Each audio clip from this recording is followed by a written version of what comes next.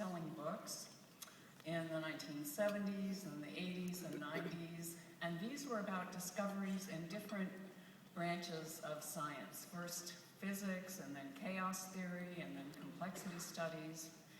And the discoveries were that reality is much more dynamically interrelated, holistic, than our mechanistic worldview we were taught in modern schooling had assumed.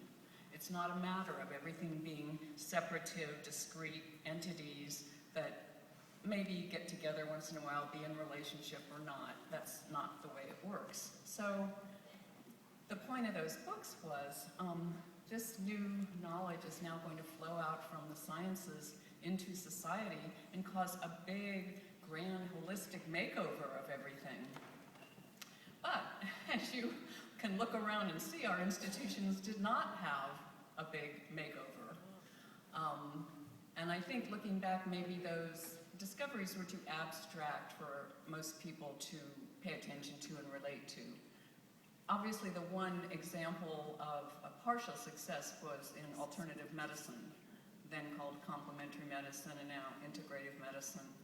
It was eventually and grudgingly given a place in mainstream medicine, but most of the doctors and research physicians still felt they were operating at an elevated level, thinking about such things as the latest discoveries in microbiology and having nothing to do with that noise around the edges.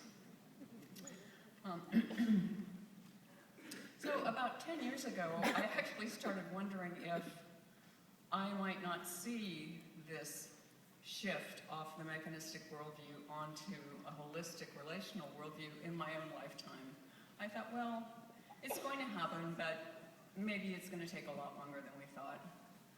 And then, in 2004, I saw a small article in a newspaper. It was in the LA Times, actually. And then, a few weeks later, I saw another one, and it was rather similar about a new discovery. And the next month, another one. And in the coming months and years, I kept seeing these and clipping them out and collecting them. And these are some examples of what those articles were saying. And these are from a grouping of what I call relational physiology. So the first one was a study of 906 elderly adults found that those with fewer friendships and other social interactions experienced a more rapid decline in motor function, such as walking, gripping, and balancing. And in another study, researchers ascertained that for people of all ages, 10 minutes of talking with someone, either in person or even on the phone, increased their mental performance and memory on a test, as much as doing crossword puzzles for 10 minutes before taking the test did. Moreover, it was found that the more social contact people have, the higher their level of mental functioning. Having friends has also been found to be a strong preventative factor in avoiding dementia. Here's another one. It's always been held, because of a mechanistic assumption about the human body-mind, that we arrive in this world with a fixed level of inherited mental ability.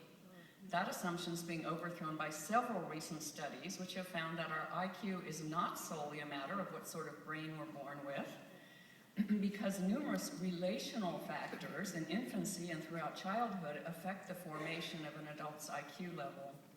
For instance, researchers now hypothesize that although breast milk itself does contain several neurosugars that are highly beneficial for the infant's developing brain, it's the hours of interaction between the mother and the nursing infant in which numerous types of relational information are exchanged through the eyes, voice, touch, body warmth, and other body language that stimulate brain development in ways that a baby bottle with a plastic nipple does not. Another example of relational physiology, the biomechanical model of the human was never able to explain why some people catch cold and others don't, even if they wash their hands a lot, eat right, get a lot of sleep. But, and this was because, of course, the biomechanical theory always held that the presence of a virus or bad bacteria causes the illness in you, period. simple mechanistic deduction. But a study at Carnegie Mellon gave the participants a survey first, asking how many friends and social contacts they have, and then they sprayed a coal virus directly into the nasal passages of the people in the study. And they found that those people with a rich social network were 4 times less likely to come down with a cold after they received the virus.